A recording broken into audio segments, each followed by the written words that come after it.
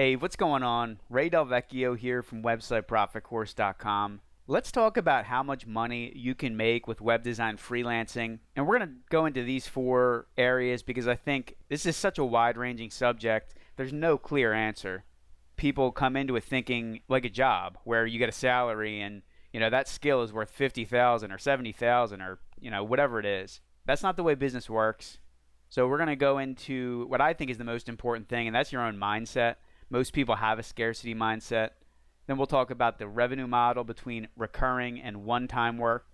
You got to consider the time frame. Are you thinking long-term, or are you looking for the quickest results, which most people are? They want shortcuts. Last but not least, this is kind of more my own values. I think you got to stay small so you can adapt because the web design world and the internet world is just very fast moving. Let's dig into these four topics.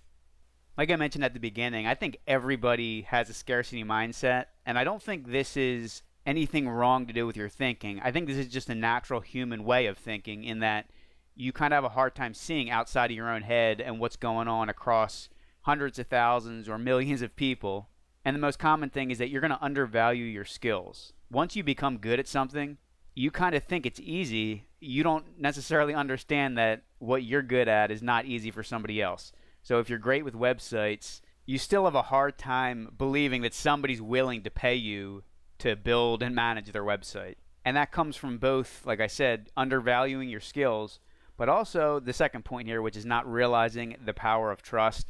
You think there's way too many people out there offering their services, and there's no reason that somebody would choose a beginner over somebody that's been out there for a while. And again, this is like a massive thing that I had to overcome in my own head. And I was lucky in that, I got my first couple of clients through my personal network for just this reason. Those clients had other options, but they went to me because one of my friends or family members referred them to me through that trust of the personal referral. They decided to go with me over shopping around or choosing somebody else. And so you got to realize that, the internet creates a monopoly at the top of an industry, and that's where the big players like Squarespace and WordPress and Wix, all those DIY services, they come out at the top. So you don't want to go after them, but you're also not going after the $10 million agencies or $1 million agency. If you're freelancing, you're just looking to bootstrap and get a handful of clients. And that brings me to my next point, which is your revenue model. I would say, probably 90% of freelancers start with either hourly work or project work. And this is another thing that I realized relatively early, within a couple of years of freelancing, and that's switching over to the recurring revenue model. When you get that recurring income, you don't need that many clients.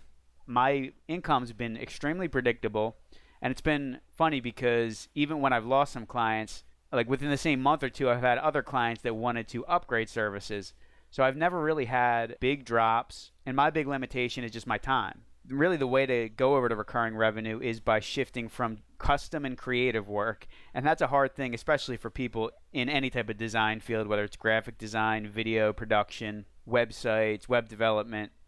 If you're doing creative custom jobs every single time, then you're not standardizing your own work. And you can get away freelancing in that way, but you just have to charge a lot because your time is worth a lot of money. The flip side is when you do recurring revenue, you're pretty much taking the client work that you did maybe in the past year or two, pulling out the pieces that you think are most important and standardizing that into some type of a product. And you're kind of eliminating creativity. And by doing that, you can become even more efficient, automate certain things. And instead of making more money by charging more, you make money by kind of eliminating the management time that you're spending on the back end. You might spend 10 or 20 hours on your first website, for a client. It might even be more than that. You might hit some snags, and it might be at 30 hours or 40 hours. And hopefully by the time you get to your 10th or 15th website, you're only taking an hour or two. And obviously people are not just going to pay you every single month without talking to you. You need to prioritize the relationships and get to know the people that are paying you monthly. But let me just say that I think not only was it good from the recurring revenue side, but there was also other added benefits. Selling to me became a lot easier because it's easy to underprice yourself if you're trying to custom quote over the phone. But if you figure out packages ahead of time and stick to them, put it in print and say, this is what I charge, you can kind of walk away a little bit easier if somebody doesn't want to pay that price. And the other thing is the legal side. I don't like web design contracts. And the reason I say that is because the only two flaky clients I had were ones who signed contracts, and what they did was they paid me the 50% up front, but they made the project drag along over the course of many months, and we never got to the finish line. We never launched the website because they were never happy with what already was there. They just wanted to add on feature after feature, and I had to come to a point and say, we need to launch this with XYZ, and they ended up just pretty much breaking off the relationship. It's like one of those deals where I was at the beginning stages and I'm not getting a lawyer involved. So going over to monthly recurring made it easy to just say, here's the setup fee, you pay that up front, we go to a monthly package and you can cancel anytime. So it made a lot of sides of the business much easier. Here's another important issue, and this is your time frame. You're probably going to come across marketing once you start digging into web design freelancing and see things like go from 0 to 100,000 in 6 months, and you wonder if it's possible. And I'm here to tell you it absolutely is possible. I mean, with the internet, you can do so much research in a span of a couple hours that might have taken days or weeks before. You can learn how to set up a website in a day or two, whereas it might have taken you a month or two before. You can do everything faster nowadays. The internet enables that. But to really make serious money, first you have to become a salesman. You have to be a hard salesman and spend a lot of your time on sales, not web design. So if you have that short-term mindset, you're probably going to get dejected unless you have that personality, because I think about 95 to 98% of people in the world don't have that personality. You have to learn that skill. So you have to realize your limitations and be okay with taking a little longer, not comparing your progress to other people. This is kind of why I don't talk about money in absolute terms. I'll give you insight into maybe what a client pays me, if I upgrade or downgrade. I've let my email subscribers know some of those stories. But I have to mention here, just for proof, the two clients I talked about at the beginning of this video, who were some of my initial clients that I did hourly work for, we transitioned over into recurring. And from those two clients, both of them have surpassed $20,000 in lifetime earnings from them. And I think that's without either of them writing me a check for more than $500, I would say. That's the power of recurring revenue and building a relationship. There is almost no limit to what the upside is if you're creative, if you build a good relationship, and you continue to stack your skills. So I think instead of looking 3 months or 6 months down the road, consider what is it going to look like 2 to 3 years down the road. And do you think you can maybe add 5 clients in 2 years that are paying you monthly? Somewhere between $100 a month to $500 or $1,000 a month. That's 100% possible, and it seems a lot more feasible where you'll stick with it. And that's really the key to success in a lot of ways. It's not learning some crazy advanced skill set. It's just learning basic things and building the habits around those basic skills and having the patience to stick it out. The last slide here, like I said, is more of my values. My vision as a web design freelancer has always been keep a small team. And right now, my small team is basically me, and I outsource a handful of tasks, but I don't have any other employees. And I'm not in this to make $1 million or $2 million as fast as I can. I kind of got burnt out going through grad school and getting my master's degree. And I realized that, well, first of all, you have to be passionate about what you do. But as I've gotten more and more into web design freelancing, I spent way too much time on the computer, and I realized that I have to build a daily schedule where I have time away. I unplug, I get outside, I exercise. I need that balance in my daily life. So I prefer the vision of working 4 productive hours a day, early in the morning, and doing fun things in the afternoon, and making sure that you have a lifestyle that's enjoyable every single day. I tell people this and it kind of blows their mind, but I like working on weekends. I like working 7 days a week. I feel weird if I get up in the morning and I don't have an hour or two of productivity, because it just feels like something's missing. But like I said, the flip side of that is I can shut off pretty easily, whereas people might be starting their day at 10 a.m. doing productive things. I hope that I'm done 2 hours of productive work by 10 a.m. And case in point is this video. I'm filming this early in the morning. Obviously, you might be watching it anytime, but you might have a different personality. I'm very, very shifted towards introvert on the introvert extrovert scale. So if you're more of an extrovert, you're going to have a lot of skills and a lot of advantages that I didn't have at the beginning. You're going to be better at sales. You're probably going to be able to handle more people and more clients. That's another reason that I've shifted towards slower growth versus trying to go hardcore with sales because I don't want to be on sales calls all day. I don't want to have 30 clients that are reporting to me and that I have to deal with, because when you deal with clients, a lot of times they're going to email you with issues that they think are urgent but are not that urgent. You can get to it within 24 hours, and as long as you manage those expectations, that really helps, so you don't feel like you have to, live in your inbox and get notifications and respond 24 hours a day. And the other thing with web design that I've realized is that once you have multiple websites to manage, especially if you have, say, 5 client websites and maybe a handful of personal websites or blogs that you're working on, your processes become magnified at that point where you have to be efficient. I think a good example of this was I got into web design before smartphones were as ubiquitous as they are today. So mobile responsiveness wasn't a priority in the early days. And I had already built a handful of client websites and was managing them at that point.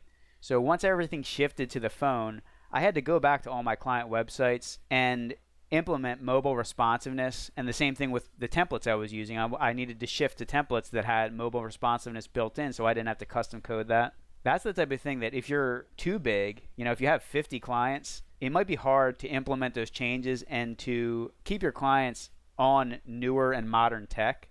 And that's something that I kind of value. So like I said, I've always shifted towards personal one-on-one development with business owners, learning about their business, going in depth. I haven't outsourced customer service. I haven't really outsourced a lot of the tech stuff either. And while staying small is a value, that has been a limiting factor. I realize that more and more lately as my schedule is becoming fuller and I have to pick and choose what to eliminate, what to do, what to make progress on week to week. But I've learned so much about business just from working with my clients. So I think that that's another underrated part of freelancing. It's not just about the money you make. It's not just about the relationships you build. But you're going to learn about so many other areas of life that are important when it comes to finances, staying profitable, how successful people think, how other business owners manage their employees. I mean, you could learn a lot through observation just by working with people. When you work with 5 people, you're going to probably have one person that is like a dream to work with, and you're going to have at least one person that is a nightmare, and you could see what those tendencies are, whether it's personality traits, could be an industry they're in or the type of business. Freelancing has been a doorway into that world to see, all these little problems that people deal with, all the emotions that people have when problems come up and how they handle them. There's absolutely a psychology side to this as well. I think business and freelancing are one of the best ways to learn about life. So I advise everybody to at least give it a shot at some point. Don't measure everything just by the financial success. Think about stacking skills and habits that will lead you to a better life regardless of what happens with your web design freelancing business. You can go in one of many directions. You can become a solopreneur, make a little bit of money on the side, help your family out that way. You might be the type of person that wants to build a team and a big client base, and you build a digital marketing agency. Or you might take these skills and do something completely different. The only thing I tell you is that every successful business online has a professional website. So it's one of those skills that applies everywhere. You just got to figure out what your niche is within that area. For me, I do a lot of work with local home service contractors. So if you want to see my favorite tools that I use for client websites, along with a couple others that are going to help out your business workflow, download this free giveaway that I got for you, 15 tools to start your web design business. You can grab a copy of that from my homepage, websiteprofitcourse.com, and I'll include a link to that in the top right. And if you're more sure that you want to start freelancing today, you can get all the advanced details of how I operate from my Web Design Business Pro membership. That includes 8 step-by-step training modules that have worksheets and downloads for each of them. I'll go more in depth about my niche and how I structure my monthly packages. I just released a handful of really awesome tools that are built in with Google Sheets. One of them is an automatic time tracker that will track your productive hours as long as you're using a Google Calendar.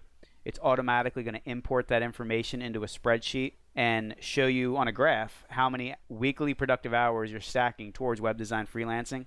The other one's even more useful, is an automatic cold sales emailer. So basically it's just a leadless spreadsheet, but instead of manually sending these emails one by one or downloading a monthly CRM software package, you can just press a button within this Google Sheet and it's going to send 25 emails automatically, and it'll insert the information so it's personalizing them one by one. There's a bunch of other cool stuff that comes with the membership, so if that sounds like something that will help you reach your goals, go to websiteprofitcourse.com/plan, and I'll include a link to that here in the top right. I'll also have both of these links with a few others in the description below to get you started so you can take that next step. If you found this video helpful, make sure to give it a thumbs up. Don't forget to subscribe to my channel so you can stay on top of my new videos.